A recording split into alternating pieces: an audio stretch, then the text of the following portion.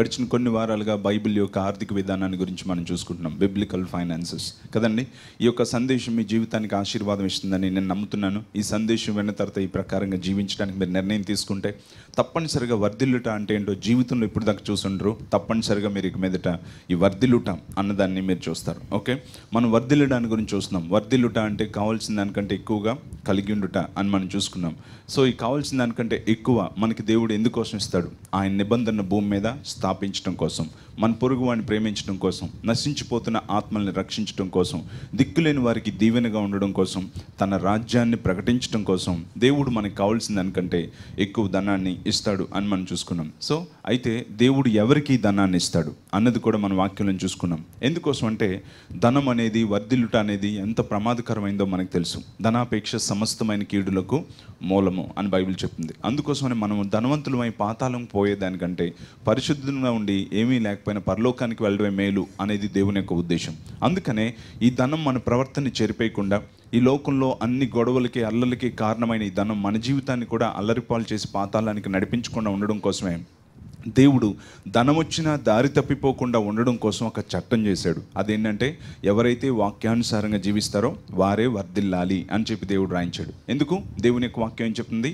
ఆయన వాక్యం అంట మనం తప్పిపోకుండా చక్కగా ప్రవర్తించే కృపను దేవుని యొక్క వాక్యం ఇస్తుంది. మనకి ఎంత దానం వచ్చినా, మనం ఎంత వర్ధిల్లినా మన ప్రవర్తన తప్పిపోకుండా కాపాడగలిగే శక్తి దేవుని యొక్క వాక్యానికి ఉంది. అందుకని వాక్యానుసారంగా జీవించే వారికే దేవుడు ఈ యొక్క ధనాన్ని ఇవ్వాలని కోరుకుంటున్నాడు. అది ఎప్పుడు మర్చిపో. ఇప్పుడు మనం చెప్పుకుంటుందంతా కూడా వాక్యానుసారంగా జీవించే పద్ధతుల గురించే మనం ఒక్కొక్క మాట చెప్పుకుంటున్నాం. సో అందుకనే వాక్యానుసారంగా జీవించే వారికే దేవుడు ఈ ధనాన్ని ఇవ్వాలి అని కోరుకున్నాడని సంగతి మర్చిపోకూడదు. ఒక రోజున ఇంజనీరింగ్లో సీట్ వచ్చిన అబ్బాయి వేరే ఊరు వెళ్ళిపోతున్నాడు. అప్పుడు దాకా చర్చ్తో మంచిగా కనెక్ట్ అయి ఉన్నాడు.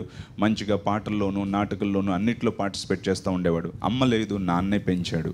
పెద్ద అయిన తర్వాత పక్క ఊర్లో ఎప్పుడైతే వేరే ఊర్లో సీట్ వచ్చిందో తండ్రి ఎన్నో జాగ్రత్తలు చెప్పాడు. జాగ్రత్త నాన్న, దుష్ట స్నేహితులు ఉంటారు, కాలేజీకి వెళ్తున్నావు, చెడిపోకురా, పాపం వైపుకి తిప్పబడుకు, చక్కగా మంచి మందిరానికి వెళ్ళు అంటే అలాగే నాన్నగారు, నేను తప్పకుండా అలాగే ఉంటానని వెళ్ళాడు.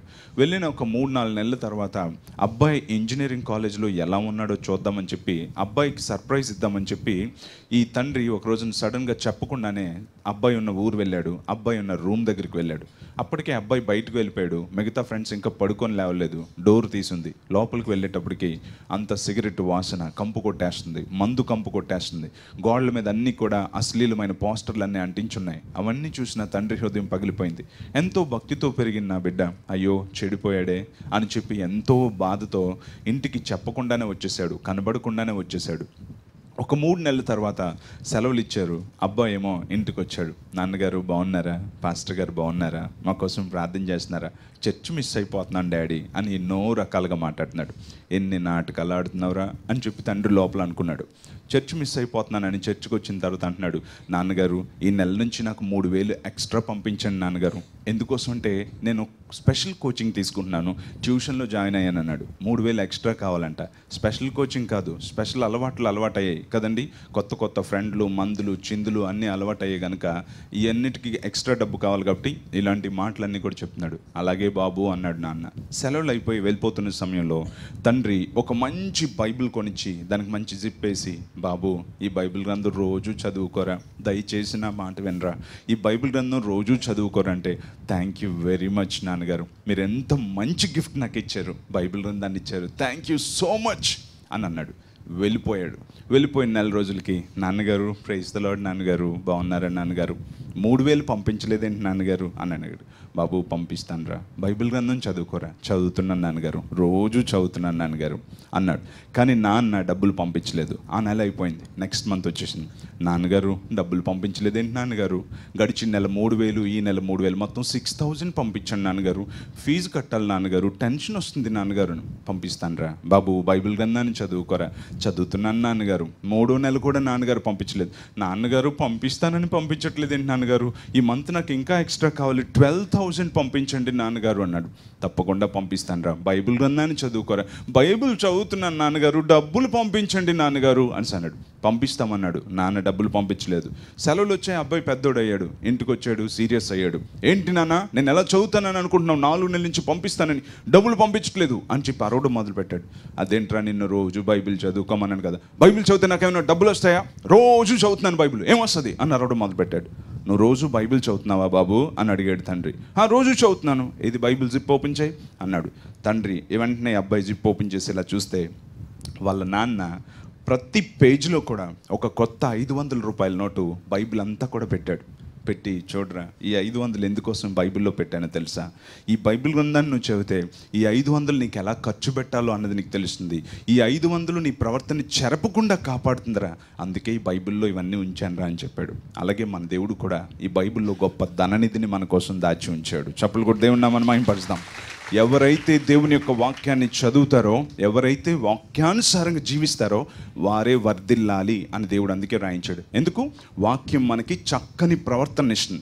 కోట్ల రూపాయలు వచ్చినా మోసం చేయకుండా, పాపంలో పడకుండా, చెడిపోకుండా మనల్ని కాపాడే శక్తి దేవుని యొక్క వాక్యానికి ఉంది. అందుకని వాక్యానుసారంగా జీవించే వారికే దేవుడి ధనాన్ని ఇస్తాడు కదా. వాక్యానుసారంగా మనకు ఒక చెక్ లిస్ట్ చెప్పుకుంటున్నాం ఇప్పుడు కదా. ఈ చెక్ లిస్ట్ ఏంటండి? నెంబర్ 1, రెగ్యులర్గా దేవుని మందిరానికి వెళ్ళుచున్నామా? అందరూ చెప్తారండి. నేను ప్రతిసారి అదే చెప్తున్నాను. ఉదయం 6:30 గంటలకు సర్వీస్ స్టార్ట్ అవుతుంది ఏంటి, 5:30కే చర్చ్కి వచ్చి పాపం కూర్చుంటారు ఎర్లీ మార్నింగ్. వాళ్ళు ఎంత బిగ్గరగా చెప్తారో తెలుసా అండి. మధ్యాహ్నం తర్వాత 7 గంటల సర్వీసు, 8:30 సర్వీస్కి వస్తారు, వాళ్ళు అలాగే చెప్తారు. 11 గంటల సర్వీస్కి వస్తారు, వాళ్ళు అలాగే చెప్తారు. సాయంత్రం మంచిగా మటన్ చికెన్ తినేసి 1 గంట మంచిగా పడుకొని లేసి వచ్చి మీరు మాత్రం మెల్లిగా చెప్తూ ఉంటారు. కారణం ఏంటి? అందుకనే బిగ్గరగా చెప్పడం మీరు నేర్చుకోండి. ఎందుకంటే ఉదయం అంతా మీరు చక్కగా అన్ని చక్క పెట్టుకొని వచ్చారు కనుక ఇంకా బిగ్గరగా మీరు చెప్పాలి. ఓకే ఏంటండి? నెంబర్ 1, రెగ్యులర్గా దేవుని మందిరానికి వెళ్ళుచున్నామా అని మనం చెక్ చేసుకోవాలి. రెండవదిగా, కనీసం 10వ భాగం దేవుని మందిరానికి ఇస్తున్నామా? మూడవదిగా, 10వ భాగం మనం పోషించబడుచున్న సంఘానికే ఇస్తున్నామా? అంతవరకు మనం చూసుకున్నాం. ఈ రోజున మనం 4వ అంశం చూసుకుందాం. మనకి బీదలకిచ్చుట పట్ల కనికరం కలిగి ఉన్నామా అన్నది 4వ అంశం. 4వది, బీదలకిచ్చుట పట్ల కనికరం కలిగి ఉన్నామా అన్నది మనం చూసుకోవాలి. సామెతల గ్రంథం 28వ అధ్యాయం 27వ వచనం, ప్రొవర్బ్స్ చాప్టర్ 28 వర్స్ 27, బీదలకిచ్చువానికి లేమి కలుగదు, కన్నులు మూసుకుని వానికి బహుశాపములు కలుగును. చూసారా? బీదలకిచ్చేవానికి లేమి కలుగదు, కన్నులు మూసుకొని వానికి బహుశాపములు కలుగును. చూసారా? కనుక ఈ రోజున దేవుడు మనల్ని వర్ధిల్లింపు చేయాలి అంటే మనలో దేవుడు ఏం చూస్తాడంటే, బీదలకిచ్చుట పట్ల ఈ వ్యక్తికి కనికరం ఉందా లేదా అని చెప్పి చూస్తాడు. ఎందుకంటే మనకి దేవుడు దేనికోసం కావాల్సిన దానికంటే ఎక్కువ ఇస్తాడు. మనం ఆల్రెడీ ధ్యానించుకుంటున్నాం. సమాజానికి మనం ఉపయోగపడాలని దేవుడు మనల్ని కోరుకుంటున్నాడు. సో అందుకనే మనకొచ్చిన దాంట్లో కొంత బీదలకి కూడా ఇవ్వాలి అంటే ఇవ్వడం పట్ల మనకు ఒక కనికరం అనేది ఉండాలి. ఆ కనికరం లేని రోజున మనం బీదలకి ఎలా సాయం చేస్తాం? అందుకని బీదలకి ఇచ్చుట పట్ల మనకు కనికరం కలిగి ఉన్నప్పుడే మన జీవితంలో అసలు సిసలైన ఆశీర్వాదాలు మనం చూస్తాం. ఎందుకు ఈ మాటలు నేను చెప్తున్నానో తెలుసా? చిన్నప్పటి నుంచి కూడా నేను ఎన్నో కష్టాల నుంచి వచ్చాను కనుక ప్రభువా నన్ను దీవించు అని అడుగుతున్నా. నేను ఎలా దీవించబడాలి అని వాక్యం చదువుతున్నప్పుడు ఈ విషయాలు నా హృదయాన్ని హత్తుకున్నాయి. ఎప్పుడైతే దీన్ని నా జీవితంలో అప్లై చేశానో అప్పుడు నన్ను దేవుడు వర్ధిల్లుట్లో ఉంచాడు. దాన్నే నేను అనేక మందికి చెప్పడం మొదలుపెట్టాను. కనుక ఈ రోజున ఈ మాటలు మీ హృదయంలో పని చేయనివ్వండి. ఇక్కడ ఏమనుందంటే, బీదలకి ఇచ్చట పట్ల ఎవరికైతే కనికరం ఉంటుందో వారికి ఎప్పుడు లేమి అన్నది ఎప్పుడు కూడా ఉండదంట. కనుక మనకి బీదలకి ఇచ్చట పట్ల మనకి కనికరం ఉందా? ఇది ఎంతో ఉన్నతమైందని, దీనివల్ల ఎన్నో ఆశీర్వాదాలు ఉన్నాయి. మనం ఎప్పుడైనా గ్రహించామా? బైబిల్లో 2 రకాలైన ఉపవాసాలు ఉన్నాయి. అందులో మనం ఒక ఉపవాసమే చేస్తాం. అదేంటంటే భోజనం చేయకుండా ఉండిపోయే ఉపవాసం. కానీ దేవునికి ఇష్టమైన ఉపవాసం ఇంకొకటి ఉంది. అదేంటో తెలుసా? బీదలకు ఇచ్చుట అనే ఉపవాసం. యెషయా గ్రంథం 58వ అధ్యాయం ఒకసారి చూడండి. Isaiah chapter 58. యెషయా గ్రంథం 58వ అధ్యాయంలో నేను చదువుతున్నాను, మీరు జాగ్రత్తగా చూడండి. 7-8 వచనాలు. Isaiah chapter 58 versus 7 and 8. నీ ఆహారము ఆకలి కొనిన వారికి పెట్టుటయు, నీ రక్త సంబంధికి ముఖము తప్పింపకుండుటయు, దిక్కుమాలిన బేదలను నీ ఎంట చేర్చుకొనుటయు, వస్త్రహీనుడు నీకు కనబడినప్పుడు వానికి వస్త్రములిచ్చుటయు, ఇదియే గదా నాకు ఇష్టమైన ఉపవాసము. అలాగున నీవు చేసిన ఎడల నీ వెలుగు వేకువ చుక్కవలే ఉదయించును, స్వస్థత నీకు శీఘ్రముగా లభించును, నీ నీతి నీ ముందర నడుచును, యెహోవా మహిమ నీ సైన్యపు వెనుకటి భాగమును కావలి కాయను. అప్పుడు నీవు పిలువగా యెహోవా నీకు ఉత్తరమిచ్చును, నీవు మొర్రపెట్టగా ఆయన నేనున్నానను. చూసారండి, ఇక్కడ ఏమనుంది? బీదల్ని కనిపించినప్పుడు వారికి వస్త్రాలు ఇవ్వడం, ఆహారం ఇవ్వడం, ఇదే కదా నాకు ఇష్టమైన ఉపవాసము అని అన్నాడు. దేవునికి ఇష్టమైన ఉపవాసం బీదలను కనికరించుట, ఇచ్చుట, పెట్టుట అనేది దేవునికి ఇష్టమైన ఉపవాసం అని మనం ఇక్కడ చూస్తున్నాం. ఇలా చేస్తే నీ వెలుగు ప్రకాశిస్తుంది, నీ నీతి నీ ముందర నడుస్తుంది, యెహోవా సైన్యము నీ వెనుకటి భాగాన్ని కావలి కాస్తుంది, నువ్వు మొర్ర పెడితే దేవుడు నేనున్నాను అని అంటాడు. ఇన్ని బెనిఫిట్స్, ఇన్ని ఆశీర్వాదాలు బీదలకి ఇచ్చుట్లో దేవుడు దాచించాడండి. సో ఈ గొప్ప ఉపవాసం చేయడానికి మన మనస్సు ఉందా? ఎప్పుడైనా ఇటువంటి పనులు చేయడానికి మనం ఇష్టపడుతున్నామా? అందుకని ఈ మాటలు నన్ను హత్తుకున్నాయి. అందుకని ఓహో, బీదల పట్ల కనికరం కలిగిన వాడిని దేవుడు వర్ధిల్లింపజేస్తాడనమాట అని చెప్పి నాకు అర్థమైంది. ఈరోజు దేవుడు నీతో కూడా మాట్లాడుతున్నాడు. ఎంగిల్ చేత్తో కూడా కాకిని తోలరు అండం అనేది సంతోషకరమైన విషయం కాదు. మన జీవితంలో లేమిలో కూడా మనం ఇతరుని పెట్టగలిగే మనస్సు ఉన్నదన్నది చాలా సంతోషకరమైన విషయం. అందుకని ఈ రోజున మనకి బీదలకి ఇచ్చుట పట్ల కనికరం ఉందో లేదో మనం తప్పనిసరిగా పరీక్ష చేసుకోవాలి. ఆ బీదలకి ఇచ్చుటలోనే గొప్ప ఆశీర్వాదం ఉందని మనం తెలుసుకోవాలి కదా. అందుకనే మిరాకల్ సెంటర్ని ఎంతగా దేవుడు ఎందుకు దీవించాడో తెలుసా అండి? ఇక్కడికి వచ్చినప్పుడు అనేక మంది చిదిగిపోయి పగిలిపోయి ఇక్కడికి అనేక మంది వస్తారు. కానీ ఇక్కడికి వచ్చిన తర్వాత ఎంతగానో దేవుడు మిరాకల్ సెంటర్లో వారిని ఆశీర్వదిస్తాడు. అందుకని కొంతమంది బయట ఏమంటారంటే, మిరాకల్ సెంటర్ అంటే అందరూ సౌండ్ పార్టీలేనంట కదండి మీ చర్చిలో అని అంటారు. బాబు, ఇక్కడికి వచ్చినప్పుడు చాలా మందికి సౌండ్ ఉండదమ్మా, ఇక్కడికి వచ్చిన తర్వాత దేవుడు సౌండ్ ఇస్తాడు అని చెప్పి అంటాను. ఎందుకోసం అంటే, ఇక్కడికి వచ్చిన తర్వాత ఎందుకు దీవించబడతారు అంటే సింపుల్, ఈ మిరాకల్ సెంటర్ నుంచి మనకున్న దానిలో నుంచి మనం బీదల పట్ల కనికరం కలిగి వారికి ఇస్తున్నాం కనుక మన వెలుగును దేవుడు ప్రకాశింపజేస్తున్నాడు, మనల్ని వర్ధిల్లింపజేస్తున్నాడు. ఆ దేవుని చప్పట్లు కొట్టి మహింపరుస్తాం. హల్లెలూయా. సాధారణంగా క్రిస్మస్ క్యారల్స్ అంటే ఏం చేస్తాం? మామూలుగా మనందరికీ అలవాటు అయిపోయింది. మంచిగా ఒక సంచి తగిలించుకొని, కంజరేదో పట్టుకొని, చలి కదా మంకీ క్యాప్ ఒకటి వేసుకొని, అందరూ కూడా క్రీస్తు నేడు పుట్టెను హల్లెలూయా అని పడుకున్న క్రైస్తవుడు తుల్లిపోయేలాగా లేపుతాం కదా. వాళ్ళ ఇంటికి గట్టిగా పాటలు పాడతాం, వాళ్ళు ఇచ్చిన టీలు తాగుతాం, కడుపు మండిపోద్ది, రాత్రి అంతా నిద్రలో ఉండవు, కళ్ళు మండిపోతాయి, ఇచ్చినవి తినలేక అప్పటికే సంచి ఒకటి ఉంటుంది మన దగ్గర, బిస్కెట్లు అన్ని సంచులు వేసుకొని ఇంటికి వచ్చేస్తాం కదండి. వాళ్ళు కానికిస్తే అన్ని లెక్క రాసుకొని ఇంటికి వచ్చేస్తాం. అటువంటివి దేవుడు కోరుకునేవా? దానివల్ల దేవుడు సంతోషిస్తాడా? అందుకని మేము ఆలోచించాం, క్రిస్మస్ క్యారల్స్ అంటే ఎవరివి? ఆయనది. ఆయన పుట్టినరోజు అంటే యేసయ్యకి ఇవ్వాలి. ఎలా యేసయ్యకి మనం ఇవ్వగలం? ఎలా ఇవ్వగలం అని అంటే, ఆయన అన్నాడు, నేను ఆకలిగొంటిని నాకు ఆహారం ఇవ్వలేదు, నేను దప్పిగొంటిని నాకు దాహం ఇవ్వలేదు, నేను వస్త్రహీనుడై ఉంటిని నాకు వస్త్రములు ఇవ్వలేదు, నేను చెరసాల్లో ఉంటిని నన్ను దర్శింపరాలేదు అంటే, ప్రభువా నువ్వెప్పుడు ఆకలిగొన్నావు, నువ్వెప్పుడు వస్త్రహీనుడయ్యావు, నువ్వెప్పుడు దప్పికొన్నావు, నువ్వు అలా అంటే పరిగెత్తుకుంటూ వచ్చి మేమమ్మా అని జనం అంటే, ఈ లేని వారికి ఇవ్వలేదు కనుక నాకు ఇవ్వలేనట్టే అని అన్నాడు. సో లేని వారికి ఇస్తే, దిక్కుమాలిన వారికి, దరిద్రులకి మనం ఇస్తే అది యేసయ్యకి ఇచ్చినట్లే అని అర్థమయ్యి మన క్రిస్మస్ క్యారల్స్ మార్చేసాం. ఏ రోజు అలాంటి క్యారల్స్ లేవు. క్రిస్మస్ షాపింగ్ నుంచి మనం 25% తగ్గించుకొని దాంతో అనేక వేల మందికి పెట్టడం మొదలుపెట్టాం. అందుకనే ఈ రోజున మనం క్రిస్మస్ సందర్భంగా 8,000 మందికి ఈ సంవత్సరం బట్టలు పంచిపెట్టడానికి దేవుడు కృపనిచ్చాడు. 8,000 మందికి మన మిరాకల్ సెంటర్ తరపున. సో ఇలా చేయడం వల్ల ఏమవుతుంది? ఇక్కడికి వచ్చిన ప్రతి కుటుంబం యొక్క వెలుగును దేవుడు ప్రకాశింపజేయడం మొదలుపెట్టాడు. దేవుని యొక్క వాక్యంలో ఉన్నది 100% మిరాకల్ సెంటర్లో అందరి జీవితంలో దేవుడు చేయడం మొదలుపెట్టాడు. ఎందుకోసం అంటే, మనం చేస్తున్నది దేవునికి ఇష్టమైంది కనుక. బీదల పట్ల కనికరం కలిగి ఉన్నప్పుడు ప్రతి ఒక్కరూ కూడా ఇలాంటివి చేయగలరు. ఈరోజు దేవుడు నీతోనే మాట్లాడుతున్నాడు. సో మన జీవితంలో ఎటువంటి బీదలకు ఇచ్చట పట్ల ఎప్పుడైతే కనికరం కలిగిన సంఘంగా ఉంటామో, కనికరం కలిగిన కుటుంబంగా ఉంటామో, కనికరం కలిగిన వ్యక్తులుగా ఉంటామో, అటువంటి సంఘాలని, అటువంటి కుటుంబాలని, అటువంటి వ్యక్తుల్ని దేవుడు వర్ధిల్లింపజేస్తాడు. అందుకనే మన జీవితంలో కనికరం కలిగిన వారంగా ఉన్నామో లేదో మనం ఎప్పటికప్పుడు పరీక్ష చేసుకోవాలి. అటువంటి వారి కోసమే ఈ సమాజం చూస్తుంది. అటువంటి వారిని దీవించాలనే దేవుడు కూడా చూస్తున్నాడు. మనం ఇతరులకు ఇచ్చేటప్పుడు అది దేవునికి ఇచ్చినట్టు అన్న సంగతి మనం తెలుసుకోవాలి.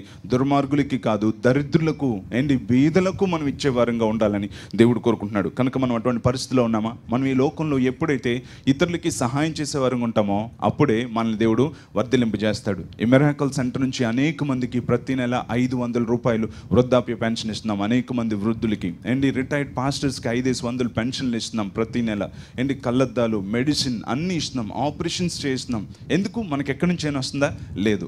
మనందరం కలిసి నేను ఏం చేసినా ఒకటే చూస్తాను, నేను ఇది చేస్తే నా మిరాకల్ ఫ్యామిలీకి ఏమొస్తుంది? తప్పకుండా దేవుడు దీవిస్తాడు అని చెప్పి నేను ఏ మేలు చేసినా అప్పుడు నేను అంటాను, ప్రభువా నా మిరాకల్ ఫ్యామిలీని జ్ఞాపకం చేసుకో, ఎందుకంటే నేను ఈ మేలు చేశాను అని చెప్పి. దానివల్ల మనందరికీ కూడా ఈ ఆశీర్వాదాలు అనేవి రావడం జరుగుతుంది. ఒక్కోసారి ఎంతో కష్టమైనా సరే సహాయం చేయడం జరుగుతుంది. ఎందుకో తెలుసా? ఎక్కువైపోయి కాదు, కష్టమైన ఎందుకు చేస్తామంటే బీదరికం అంటే ఎలా ఉంటుందో, ఆకలి అంటే ఎలా ఉంటుందో నాకు కూడా తెలుసు కనుక అలా చేయడం జరుగుతుంది. కనుక ప్రియమైన దేవుని బిడ్డలారా, ఈ రోజున మన జీవితంలో ఎప్పుడు ప్రకాశిస్తామో తెలుసా? ఎప్పుడు మనం వర్ధిల్లుతామో తెలుసా? బీదలకు ఇచ్చేటప్పుడే. అంతేకాదు, ఈ లోకంలో ప్రతి ఒక్కరూ కూడా మన కోసమే ఎప్పుడు ఎదురు చూస్తూ ఉంటాడు. మనం ఎప్పుడైతే ఇతరులకి సహాయం చేసే వారంగా ఉంటామో, బీదల పట్ల కనికరం కలిగిన వారంగా ఉంటామో, అప్పుడే ఈ లోకం మనలో యేసయ్యని చూస్తుంది. హల్లెలూయా. సో అందుకోసం అని చెప్పి మనం ఈ లోకానికి మనం వెలుగుగా ఉండాలని దేవుడు కోరుకుంటున్నాడు. ఫస్ట్లోనే మేము క్యారల్స్ చేస్తున్న కొత్తలో రైల్వే స్టేషన్ వైపుకి వెళ్ళాం దుప్పట్లు పంచిపెట్టడానికి. అప్పటికే కొంతమంది స్త్రీలు, చిన్నపిల్లలు చల్లు వణుకుపోతా దుప్పట్లు ఇవ్వడం చూసి లేచి నించొని అందరూ కూడా అక్కడికి వచ్చేసారు. అందరికీ దుప్పట్లు ఇస్తున్నప్పుడు ఒక ఆమె అనింది, బాబు ఈ చలికి తట్టుకోలేక చాలా బాధపడిపోయి వణికిపోతున్నాం, ఎవరైనా దుప్పట్లు ఇస్తే బాగున్నాం, క్రైస్తవులు ఎవరో వచ్చేస్తారని చెప్పి రాత్రే అనుకున్నాం బాబు, మీరు తెచ్చిచ్చారు అని సన్. అంటే ఈ లోకం ఏమని కోరుకుంటుంది, ఏమనుకుంటుంది అంటే మాకేదైనా సహాయం అందితే అది క్రైస్తవుల ద్వారా అందుతుంది. హల్లెలూయా. సో అటువంటి నమ్మకం వారికి ఎందుకు పుట్టుకొచ్చిందంటే క్రైస్తవులు అంటే క్రీస్తు బిడ్డలు, వారికి కనికరం ఉంటుంది అని చెప్పి వారు మన కోసం ఎదురు చూస్తారు. సో మన జీవితంలో మనం ఎప్పుడైతే బీదలకి ఇచ్చుట పట్ల కనికరం కలిగి ఉంటామో అప్పుడే దేవుడు మనల్ని వర్ధిలింపజేస్తాడు. బీదలకి ఇచ్చుట పట్ల ఎప్పుడైతే మనం కనికరం కలిగి ఉంటామో అప్పుడే ఈ లోకం మనలో దేవుడిని చూస్తుంది. ఒక చిన్న అబ్బాయి అమ్మ నాన్నని కోల్పోయి రోడ్ల మీద తిరిగే పరిస్థితి వచ్చింది. తనకు అమ్మ చనిపోయింది, ఏం చేయాలో తెలియక అడుక్కుంటూ బ్రతుకుతున్నాడు. చాలా చిన్నోడు. ఒక రోజున ఒక స్వీట్ షాప్ దగ్గరికి వచ్చాడు. అక్కడ మంచిగా లడ్డు, జాంగ్రీ అన్నీ చాలా అట్రాక్టివ్గా ఉంటుంది కదండి, టెంప్టింగ్గా ఉంటుంది. అన్ని మంచిగా డెకరేట్ చేసి ఒక స్వీట్ స్టాల్ అక్కడ ఉంటే అక్కడికి వచ్చాడు. ఆ మంచిగా గ్లాస్ ఇలాగా మంచి షేప్ చేసి అక్కడ ఉంది. గ్లాస్ లోపల అవన్నీ కూడా ఉన్నాయి. ఈ అబ్బాయికి తినాలనుంది, కొనిపెట్టేది ఎవరు? అందుకనే గ్లాస్ మీద ఆనికిపోయి నోరు అక్కడ పెట్టి ఉమ్మి కార్చేస్తూ ఉన్నాడు. అక్కడ ఆ లడ్డూ తినాలనుంది. అదే సమయంలో ఒక ఆయన వచ్చాడు. వచ్చి ఒక అరకిలో లడ్డు కొనుక్కున్నాడు. కొనుక్కుని అబ్బాయి కాసి చూశాడు. అయ్యో అని చెప్పి, బాబు ఇంకో అరకిలో లడ్డు కట్టు అని అన్నాడు. వెంటనే ఇంకో అరకిలో లడ్డు కట్టినాక అబ్బాయితో, బాబు 1/2 కేజీ లడ్డు తీసుకో, తిను అని ఇచ్చి వెళ్ళిపోతుంటే అబ్బాయి వెనకతలు వచ్చి చొక్కా ఇలా పట్టుకొని లాగాడు. ఏమ్మా ఇంకేమైనా కావాలా? వద్దు సార్. మరి ఎందుకు చొక్కాలు అవుతున్నావు? మీరు దేవుడా అండి అని అడిగాడంట. ఏం అలా అంటున్నావు? అమ్మ చెప్పింది చచ్చిపోబోయే ముందు, నాన్న దేవుడు లాంటి వాళ్ళు మనుషులు ఉంటారా, వాళ్ళు నీకు కావాల్సిన దానికంటే ఎక్కువ ఇస్తారు అని. నాకు 1-2 లడ్డూలు చాలు, కానీ మీరు ఇన్ని లడ్డూలు ఇచ్చారు, మీరు దేవుడా అండి అని చెప్పి అడిగారు. చూసారా, మనం ఎప్పుడైతే అటువంటి శ్రేష్టమైన సహాయం చేస్తాం ఈ లోకం మనలో యేసయ్యని చూస్తుంది. హల్లెలూయా. సో మనకి దేవుడు డబ్బులు ఎందుకు ఇస్తాడంటే అన్ని కట్టగట్టి రబ్బర్ బ్యాండ్ ఎట్టి లోపల పెట్టడానికి కాదు, బీదలకు ఇవ్వడం కోసం, అనేక మందికి పెట్టడం కోసం. అది మనం ఎప్పుడు కూడా తెలుసుకోవాలి. దేవుడు మనతోనే మాట్లాడుతున్నాడు. సో మనకి బీదలకి ఇవ్వట పట్ల, ఇచ్చుట పట్ల కనికరం కలిగి ఉన్నప్పుడు దేవుడు మనల్ని ఆశీర్వదిస్తాడండి. బీదలకి ఇస్తున్నాం కదా అని చెప్పి పనికిరాని వాటిని ఇవ్వడం కూడా ఆశీర్వాదం కాదు. కనికరం అనేది నీ ఇంట్లో పాడైపోయిన తర్వాత బీదోడి మీద నీకు కనికరం రాకూడదు కదండి. పాసిపోయిన కూరలో మనం తెలియని పరిస్థితి వచ్చినప్పుడు అప్పయం ఉంది కదా, శుభయం ఉంది కదా అని చెప్పి పాసిపోయిన కూరలు ఇచ్చి దాన వేర సోర కర్ణలాగా ఫీల్ అయిపోతూ ఉంటారు. అలాంటి పనులు మనం చేయకూడదు. బెస్ట్ ఇవ్వాలి కదా. మన పాత బట్టలు పేదలకు పంచి పెడదామంటే 4-5 లారీలు వచ్చేస్తాయి మన మిరాకల్ సెంటర్ నుంచి. అందుకోసం ఎప్పుడు అలాంటివి మనం కలెక్ట్ చేయలేదు. మంచి బట్టలు పంచి పెడతాం. ఎందుకంటే బేదోడికే కదా అని చెప్పి ఏది పడితే అది మనం ఇచ్చేయకూడదు. మనం ఏది వేసుకోవాలని అనుకుంటామో మన వలే మన పొరుగు వాడిని ప్రేమించమని దేవుడు చెప్పాడు. ఎంతోమంది పాడైపోయిన వాటిని ఇస్తారు, కానీ అది నిజంగా నువ్వు దానం చేయడం కాదు, బీదవాడి పట్ల నీకు కనికరము కాదు. పేరు వస్తుంది, ఇది వస్తుంది, పాడైపోకుండా లేదో తినేస్తారని చెప్పి పాసిపోయినవి పెట్టడం మంచి పద్ధతి కాదు. అలాంటి వారిని దేవుడు అంగీకరించడు. ఒక రోజున ఒక ధనవంతుడు చచ్చిపోయి పరలోకానికి వెళ్ళిపోయిన వెంటనే ఎంట్రన్స్ గేట్ దగ్గర పేతురు గారు ఉన్నారు. బాగా మాగా ఎక్కడికి వచ్చేస్తున్నావు? పరలోకానికి వచ్చేస్తున్నాను సార్, భూమి మీద భక్తిగా జీవించాను, నో డౌట్ నాకు ఎంట్రీ గ్యారంటీ అని అన్నాడు. సో నువ్వు భూమి మీద భక్తిగా జీవించావు, కానీ నువ్వు ఒక్క మాట చెప్పు, భూమి మీద ఎంత ధనంతో జీవించావు, భక్తిగా జీవించావు, ప్రార్థనా పరుడివి, అన్నీ బాగున్నాయి, ఒక్కడికి నువ్వు సహాయం చేసావు కనికరంతో అని ఒక్క మాట చెప్పు, నిన్ను పరలోకాన్ని తీసుకెళ్ళిపోతాం అని అన్నారంట పేతురు గారు. వెంటనే ఒక అరగంట టైం ఏమని సార్ అని సార్, అరగంట కావాలంటే ఒక్కడికి సాయం చేసాడు తెలుసుకోవడం కోసం. సరే వెళ్ళంటే ఒక గోడ మీద కూర్చొని జుట్టు పీకేసుకొని ఆలోచిస్తున్నాడు, ఎవరికి సాయం చేశాను, ఎవరికి సాయం చేశాను, ఎవరికి అని. ఎందుకు గుర్తున్నట్లా? గంట తర్వాత 70 ఏళ్ళు బ్రతికాడు, గుర్తున్నట్లే చూడండి. ఏమని చేస్తే కదా 70 ఏళ్ళు బ్రతికాడు. సో సడన్ గుర్తొచ్చింది అనుకొని వచ్చాడు. ఏం చేసావు అంటే, నేను ఒక రోజున కారులో వెళ్తుంటే మెట్ట మధ్యాహ్నం ఎండలో ఒక బామ్మ నెత్తి మీద గుడ్డ వేసుకొని అరటిపళ్ళు గెల అమ్ముతుంది, ఉంది. ఆమెను చూసిన వెంటనే కారు ఆపి, బామ్మ గెల అమ్ముతావా అంటే, బాబు ఎండగా ఉంది, 70 రూపాయలు ఇచ్చి తీసుకెళ్ళిపో బాబు అంటే, 30 రూపాయలకి అడిగాను. వెంటనే బామ్మ ఇచ్చింది అని అన్నాడు. ఎండలో ఉంది, బామ్మ ఎలాగే అమ్ముకోలేదని 30 రూపాయలు కొనేశాడు కదా. ఎన్నోసార్లు కొబ్బరి బొండాల వాళ్ళ దగ్గర బేరాలు ఆడుతూ ఉంటారు. కూల్ డ్రింక్లు అవి కొనుక్కునేటప్పుడు బేరం ఆడకుండా కొనుక్కుంటూ ఉంటారు. ఎంత ఘోరమైన విషయం.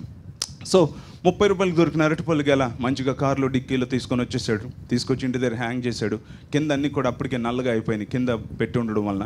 సో రోజు అరటిపళ్ళు తెంపుకొని తినేస్తూ ఉన్నాడు. 30 రూపాయలకే దొరికినాయి కదా, గెలంతా తినేద్దామని మొత్తం అంతా తింటానే ఉన్నాడు. ఎంతగాని తింటాడు. అలా తింటూ ఉండు కానీ కింద ఆల్రెడీ దెబ్బలు తగిలినాయి కనుక కింద ఉన్న పెడంతా మెత్తగా అయిపోయి అప్పటికే మగ్గిపోతా ఉన్నాయి. అప్పుడు చాలా బాధ అనిపించింది అన్నాడు. దేనికోసం కదా, చాలా బాధ అనిపించింది నాకు. అప్పుడు అయ్యో అరటిపళ్ళు పాడైపోతున్నాయి, ఎంతోమంది పేదవాళ్ళు చుట్టూ ఉన్నారు, ఆకలితో ఉన్నారు, వాళ్ళకి సహాయం చేయాలని అనిపించి మగ్గిపోయిన అరటిపళ్ళు జాగ్రత్తగా పెడకోసి అక్కడ ఒక బీదవాడు అడుక్కునేవాడు ఉంటే వాడికి ఇచ్చాను, నాకు పరలోకం ఇచ్చాను అన్నాడు. మగ్గిపోయిన అరటిపళ్ళు నువ్వు ఇస్తావా అని చెప్పి అప్పుడు పేతురు గారు అన్నారంట, అయితే ఇప్పుడు నీకు అదే బాబు ఎంట్రీ టికెట్ అని చెప్పి ఆ మగ్గిపోయిన అరటిపళ్ళు ఇక్కడే ఉన్నాయి, ఆ పెడ తీసుకొని వచ్చాం అని చెప్పి ఇప్పుడు ఏం చేస్తామంటే ఈ మగ్గిపోయిన అరటిపళ్ళకి తాడు కడతాం. తాడు కట్టి నేను తాడు పట్టుకుంటాను, నువ్వేం చేస్తావు అంటే అరటిపళ్ళు కిందిలా పట్టుకోవాలి. పట్టుకుంటే మేము ఇలా లాగుతాం. అరటిపళ్ళతో పైకి వచ్చామనుకో పరలోకానికి వస్తావు, పడ్డామనుకో పాతాళంలో పడతావు అంచానండి. వస్తాడా? అరటిపళ్ళతో వస్తాడండి. మగ్గిపోయిన అరటిపళ్ళతో ఎక్కడ పడతాడు? పాతాళంలోనే పడతాడు. మగ్గిపోయిన అటువంటి పనులు మనం చేయకూడదు. పాడైపోయినవి, కుళ్ళిపోయినవి ఇచ్చేటువంటి దౌర్భాగ్య స్థితిలో మనం ఉండకూడదు. సో దేవుడు ఎవరిని వర్ధిలింపజేస్తాడంటే పేదలకు ఇచ్చుట పట్ల కనికరం కలిగి ఉండే వారిని దేవుడు వర్ధిలింపజేస్తాడు. హల్లెలూయా.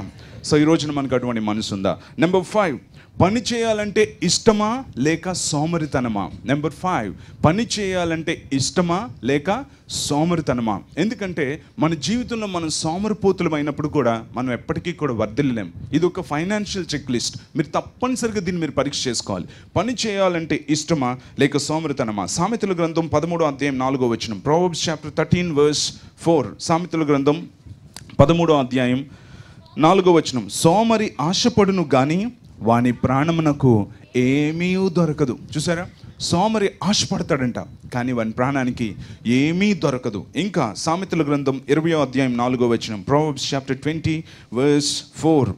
విత్తులు వేయు కాలమున సోమరి దున్నడు, కోత కాలమున పంటను గూర్చి వాడు విచారించినప్పుడు వానికేమీ లేకపోవును. విత్తులు వేయు కాలమున సోమరంట దున్నడంట, కోత కాలమున చాలా విచారపడతాడు.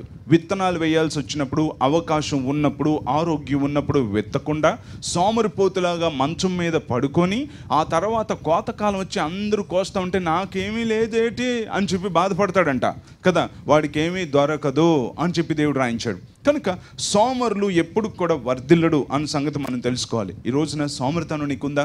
నువ్వు పరీక్ష చేసుకోవాలి. ఎందుకంటే ఆరోగ్యంగా ఉన్నప్పుడే మనం కష్టపడాలి, ఆరోగ్యంగా ఉన్నప్పుడే మనం తిరిగి కష్టపడాలి. తర్వాత కొంత వయసు వచ్చినప్పుడు ఎస్టాబ్లిష్మెంట్, స్థిరమైన వాటి మీదకి మనల్ని దేవుడు నడిపిస్తాడు. కొంతమంది ఆరోగ్యంగా ఉన్నప్పుడు పని చేయరు, ఇష్టపడరు, కనుకనే వారి జీవితంలో చిదిగిపోవడాన్ని మనం చూస్తాం.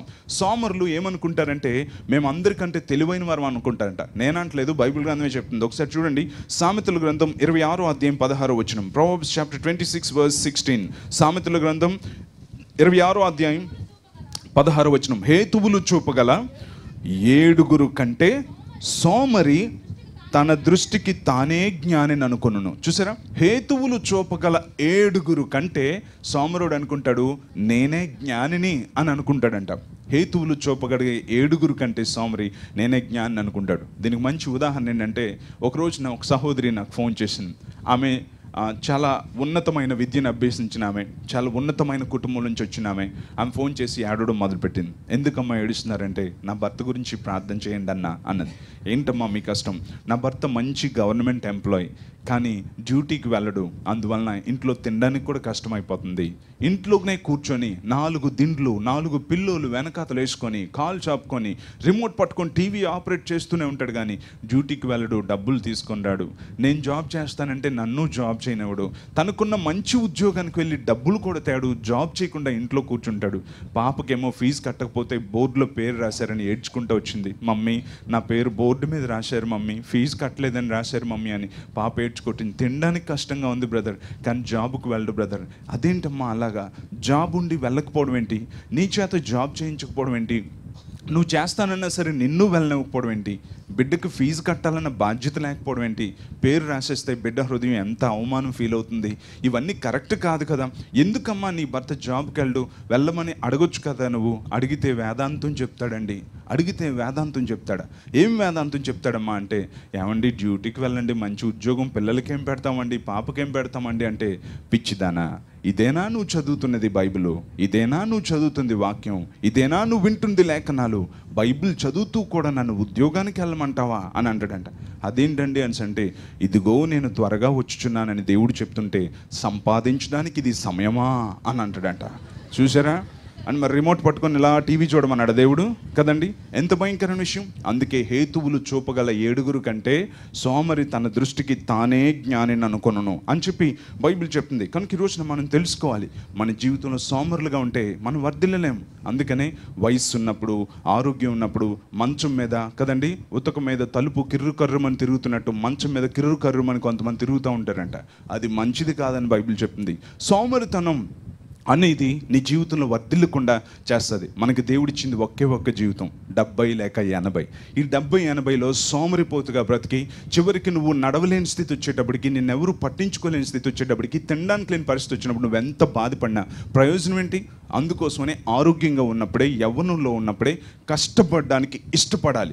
సోమరిపోతే ఏం చేస్తాడంటే, హేతువులు చూపగల 7 కంటే తానే జ్ఞానం అనుకుంటాడు. అందుకని సోమరి ఏంటంటే, నాకు తగిన జాబ్ రావట్లేదండి, నాకు తగిన ఇది రావట్లేదండి అని అంటూ ఉంటాడు. సోమరి అయితేనే అలాంటి డైలాగులు వేస్తూ ఉంటాడు. కానీ కష్టపడాలి అనుకున్నవాడు ఏదో ఒక పని చేస్తాడు. సోమరి కానివాడు చిన్న పని చేయడానికైనా ఇష్టపడతాడు. కొంతమంది అంటారు, నేను పెద్ద పని చేయాలి, పెద్దది వచ్చినంత వరకు చూస్తున్నాను. పెద్దది ఇస్తాడు దేవుడు కదా. పెద్దది ఎప్పుడు కూడా దేవుడు నీకు ఇవ్వడు. ఒకేసారి ఎంత దేవుడు ఇవ్వడు.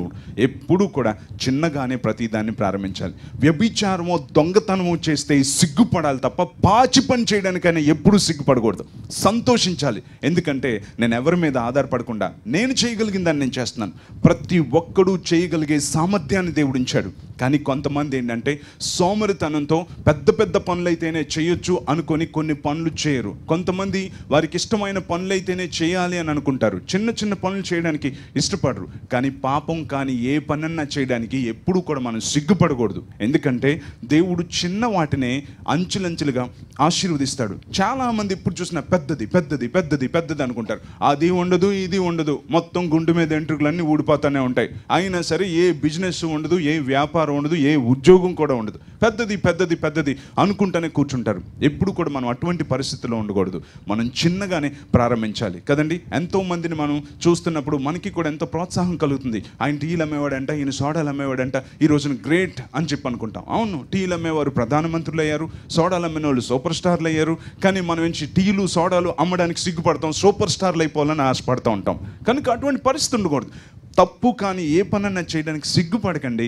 మంచి పని చిన్నగానన్నా ప్రారంభించండి. చెయ్యాలి అనే మనసు ఉంటే అనేకమైన మార్గాలు ఉంటాయి. కష్టపడాలి, పైకి రావాలి. సమాజం కోసం, నీ కుటుంబం కోసం, ముఖ్యంగా దేవుని కోసం. నమ్మితే చప్పట్లు కూడా దేవుని నామమున మహిమపరుస్తాం. హల్లెలూయా. సో చేయాలనుకుంటే ఎన్నెన్నో ఉంటాయి. ఒక 3 స్త్రీలు ఎంతో బాధతో ఉండి వాళ్ళకి ఏ ఆధారం లేక ఏం చేద్దామని చెప్పి అనుకుంటూ ఏదోటి మనం కష్టపడాలి అని చెప్పి చివరికి అప్పడాలు అమ్ముదామా అని చెప్పి వాళ్ళు అప్పడాల వ్యాపారం మొదలు పెట్టారండి.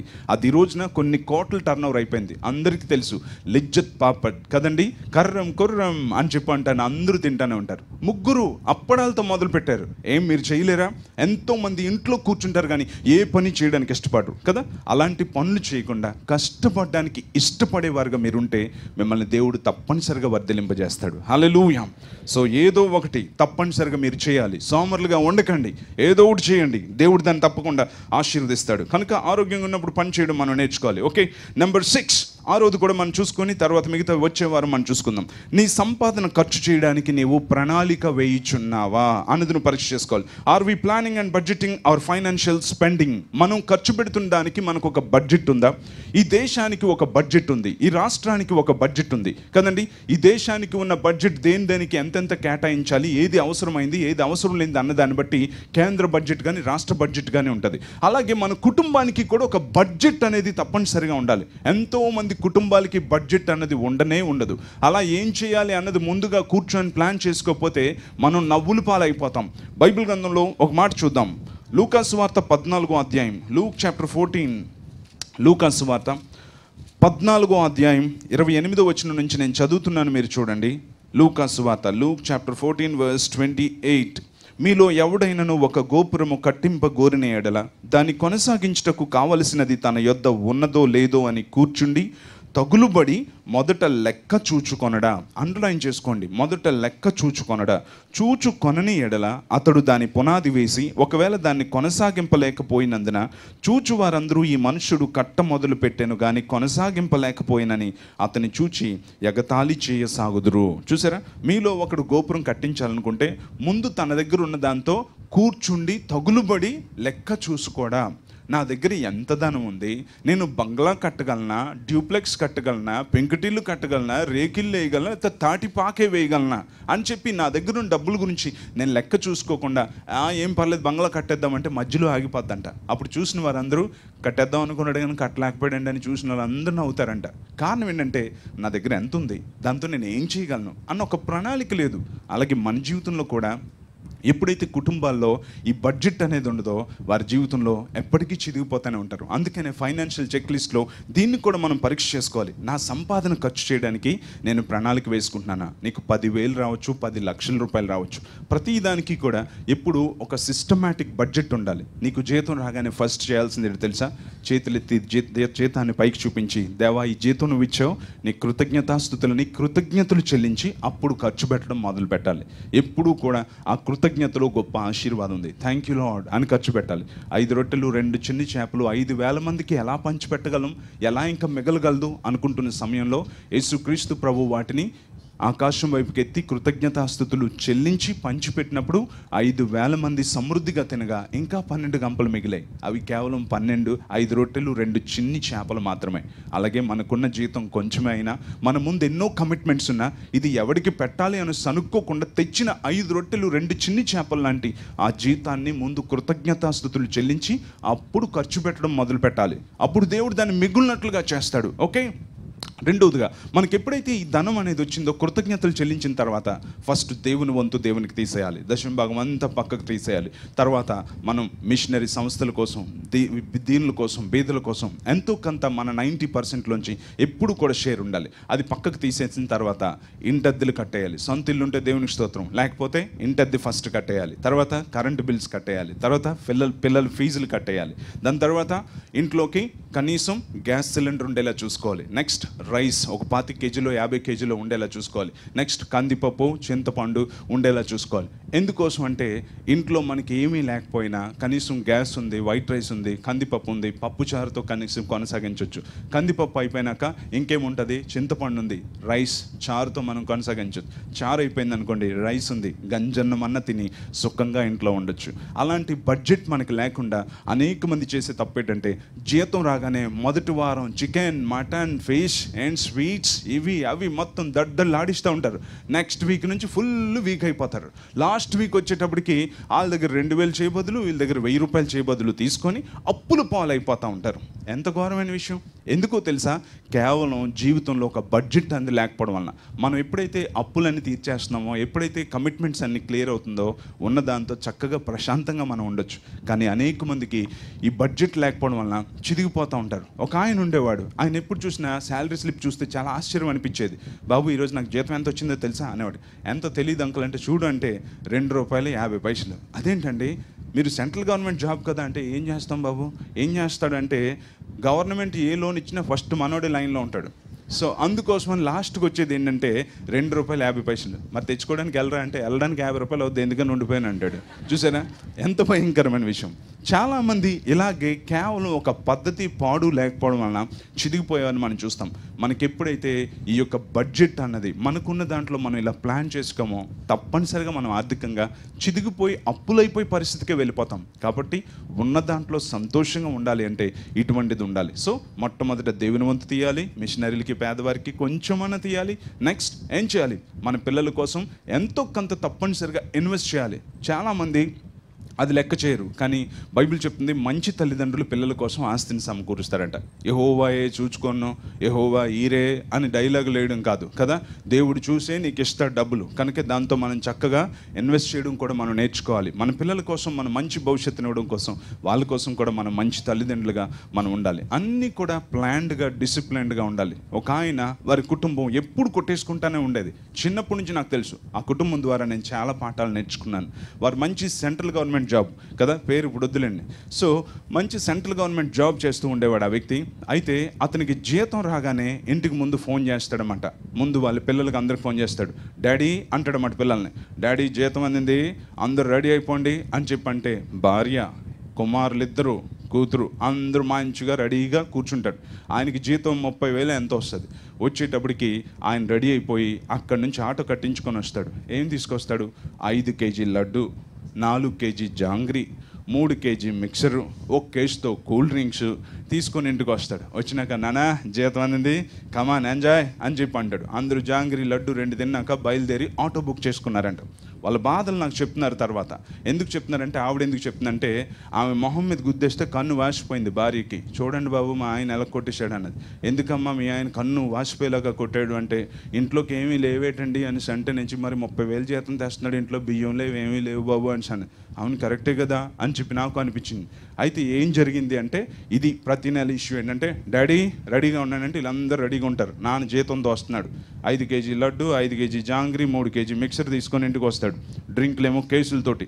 వచ్చినాక అందరూ కలిసి ఆటోలు వెళ్ళిపోయారంట. వెళ్ళినాక ఏం చేశారు? 70 mm దోశ, ఇంత దోశ అందరూ టక మంది తినేశారంట. రకరకాలవన్నీ కూడా అక్కడక్కడ తినుకుంటా 1 town వరకు వెళ్ళిపోయారంట. జగదాంబ దాటుకొని 1 town ఏరియా వరకు వెళ్ళిపోయారంట. వెళ్ళిపోయినాక ఏమైంది అంటే, అట్నుంచి వచ్చేద్దామని అనుకున్నాం బాబు, జేబులు చూస్తే డబ్బులు లేవు బాబు, ఆటోకి రావడానికి కూడా డబ్బులు లేవు. ఏంటి 20,000 30,000 జీతం వస్తుంది, ఆటోకి రావడానికి డబ్బులు లేవా? ఎంత ఘోరమైన విషయం. ఆటోకి రావడానికి డబ్బులు లేకపోవడం, అది కూడా చూసుకోలేదండి. చూసుకోలేదు. మరి ఎలా వచ్చారండి? వాకీ టాకీ అనిసండి. వాకీ టాకీ అంటే నడుచుకుంటూ మాట్లాడుకుంటూ వచ్చాడంట. వాకీ టాకీ కదండి, వాకీ టాకీ అంట. నడుచుకుంటా మాట్లాడుకుంటా ఇంటికి వచ్చేసాం బాబు. మరి మంచిదే, మొత్తానికి ఎలాగో ఇంటికి చేరుకున్నారు కదా, మీకెందుకు కన్ను వేసిపోయిందా అంటే, మీ ఆయన ఎందుకు కన్ను మీద గుద్దేశాడు అని చెప్పంటే, ఇంట్లోకి ఏ సామాన్లు లేవు ఎలా తింటాం అని చెప్పి అడిగిందంట. అంటే నుంచి లడ్డూలు ఏమైనా నా కోసమా, జాంగ్రీలు ఏమైనా నా కోసమా అని మొఖం మీద గుద్దేశాడంట. అది సంగతి. నెలంతటికి జాంగ్రీలు సరిపోతాయండి ఇంట్లోకి? నెలంతటికి లడ్డూలా తింటావు నువ్వు? నెలంతటికి నువ్వు మిక్సరా తింటావు, కూల్ డ్రింక్లా తాగుతావు? బడ్జెట్ లేదు, పద్ధతి లేదు, పాడు లేదు, కొట్టేసుకుంటున్నారు. చిదిగిపోయే జీవితం అంతా కొనసాగుతుంది. మన జీవితంలో కూడా అంతే. ఎప్పుడైతే బడ్జెట్ అన్నది మన జీవితంలో లేదో తప్పనిసరిగా చిదిగిపోతాం. అందుకనే బడ్జెట్ వేసుకోవాలి, ఉన్న దాంట్లో అన్నీ చక్కగా ప్లాన్ చేసుకోవాలి. అలా మనం చేసుకున్నప్పుడు తప్పనిసరిగా మనం వర్ధిల్తాం. మిగతాది వచ్చే వారం ప్రార్థన చేసుకుందాం, కళ్ళు మూసుకుందాం. యేసయ్యా నీకు వందనాలయ్యా, నీ సన్నిధిలో ఆరాధించే కృప, ధన్యత, భాగ్యం మాకు ఇచ్చినందుకు నీకు వందనాలు. నీ కమ్మని ప్రేమను బట్టి నీకు స్తోత్రాలు నాయన. నీ యొక్క కృపను బట్టి నీకు స్తోత్రాలు. మమ్మల్ని సజీవులుగా ఉంచి నీ మాటల ద్వారా బలపరుస్తూ జీవితంలో దేన్నన్నా సాధించగలమనే కృప కేవలం నీవే మాకు అనుగ్రహిస్తున్నందుకు నీకు స్తోత్రాలు చెల్లిస్తున్నాం. ఈరోజు విన్న మాటలు అందరి హృదయంలో ముద్రించబడగలటకు సాయం చేయండి. వాక్యానుసారమైన జీవితంతో వర్ధిల్లునట్లు చేయండి. సోమరితనం నుంచి విడిపించండి. ఈరోజు నుంచి కొత్త ఆలోచనలతో ఆయన తప్పు కానీ ఏదైనా నేను చేసి జీవితంలో నేను బయటకు వస్తాను, కష్టపడతాను అనే మనస్తత్వం ప్రతి ఒక్కరికి దయచేయండి. ప్రతి ఒక్కరూ వర్ధిల్లగలటకు సహాయం చేయండి తండ్రి. మా మిరాకల్ సెంటర్లో ఉన్న ప్రతి ఫ్యామిలీని నజరేయుడైన యేసు నామంలో ఆశీర్వదిస్తున్నాం తండ్రి. ప్రతి బిడ్డకు నిజమైన దీవెనలు కలుగునుగాక. నాయన ఈ రోజు నుంచి ఒక క్రొత్తదనం ప్రతి ఒక్కరు చూడగలటకు సాయం చేయండి. నాయన అప్పుల బంధకాల నుంచి బయటకు రాగలటకు సాయం చేయండి. అప్పిచ్చేవాడిగా ఉంటామని చెప్పిన వాగ్దానం ప్రతి ఒక్కరి జీవితంలో నెరవేర్చమని అడుగుతున్నాం. గత కాలంలో ఎంత పోగొట్టుకున్నారో ఈ సంవత్సరం అదంతా తిరిగి రెట్టింపును సమకూరుస్తున్నందుకు నీకు స్తోత్రాలు చెల్లిస్తున్నాం. మంచి వ్యాపారాలు దయచేయండి, మంచి బిజినెస్లు దయచేయండి, పెట్టుబడికి సమృద్ధి దయచేయండి, నీ కృపలో వర్ధిల్లింపు చేయండి. వ్యాపారం బిజినెస్ చేయడానికి కావాల్సిన జ్ఞానం దయచేయమని అడుగుతున్నాం తండ్రి. మంచి జాబ్స్ దయచేయండి. ఎంతమంది ఎంతమంది కాంపిటేటివ్ ఎగ్జామ్స్ రాస్తున్నారు, గ్రూప్ సివిల్స్ ప్రిపేర్ అవుతున్నారు, యాన్యువల్ ఎగ్జామ్స్ రాస్తున్నారు, వారిని దీవించండి ప్రభా. నీ పేరు పెట్టబడిన ప్రతి ఒక్కరు ప్రతి డిపార్ట్మెంట్లో తలగా ఉండినట్లు హెచ్చించమని అడుగుచున్నాం తండ్రి. నీవే గొప్పవాడు, నీవే ఆశీర్వదించువాడు, నీవే హెచ్చించువాడు. నేను నీ దగ్గర నుంచి మాకు సమస్తం కలుగుతుంది తండ్రి. నీ కృప మా యొక్క సంఘం అంతటిపై, మా అందరిపై ఉంచమని అడుగుచున్నాం తండ్రి. నీకు స్తోత్రాలు చెల్లిస్తున్నాం. కుటుంబాల్లో సమాధానం, ఐక్యత దయచేయండి. దుష్టుడు పెడుతున్న ప్రతి గొడవ నుంచి యేసు నామంలో విడుదల కలుగునుగాక. భార్య భర్తల మధ్యన ఐక్యత, ప్రేమ దయచేయండి. అందమైన జీవితాన్ని కట్టుకోగలిగే కృప దయచేయమని అడుగుచున్నాం. పోలీస్ తగాదాల నుంచి, కోర్టు కేసుల నుంచి విడుదల కలిగించమని అడుగుచున్నాం తండ్రి. నీకు స్తోత్రాలు చెల్లిస్తున్నాం. ఎంతమంది నాయన తండ్రి వివాహాల కొరకు ఎదురు చూస్తున్నారు, వారికి నీ చిత్తానుసారమైన క్రైస్తవ వివాహాలు జరగడానికి సాయించడం. గర్భఫలం కొరకు ఎదురు చూస్తున్న వారి గర్భం యేసు నామంలో తెరవబడునుగాక. చక్కని బిడ్డలతో ఆశీర్వదించండి. సొంత గృహాలు దయచేయండి. మంచి ట్రాన్స్పోర్టేషన్ దయచేయమని అడుగుచున్నాం. ఎంతమంది అనారోగ్యాలతో, దీర్ఘకాలిక రోగాలతో, ఎవరికి చెప్పుకోలేని సమస్యలతో బాధపడుతున్నారు, వారిని విశ్వాసంతో తాకుతున్నాం తండ్రి. శరీరంలో ఉన్న మరణకరమైన రోగమైన ఏ రోగమైనా ఇప్పుడే ప్రతి విధమైన సమస్య, ప్రతి విధమైన రోగం, ప్రతి విధమైన చీకటి ప్రభావం ప్రతి శరీరంలో నుంచి, మనస్సులో నుంచి నజరేయుడైన యేసు నామములో విడిచి పొమ్మని ఆజ్ఞాపిస్తున్నాం తండ్రి. ఇప్పుడు ఈ దివ్య శక్తి ప్రతి శరీరాన్ని తాకునుగాక. సంపూర్తిగా స్వస్థపరచండి. నజరేయుడైన యేసు నామములో అడుగుచున్నాము తండ్రి. ఆమేన్.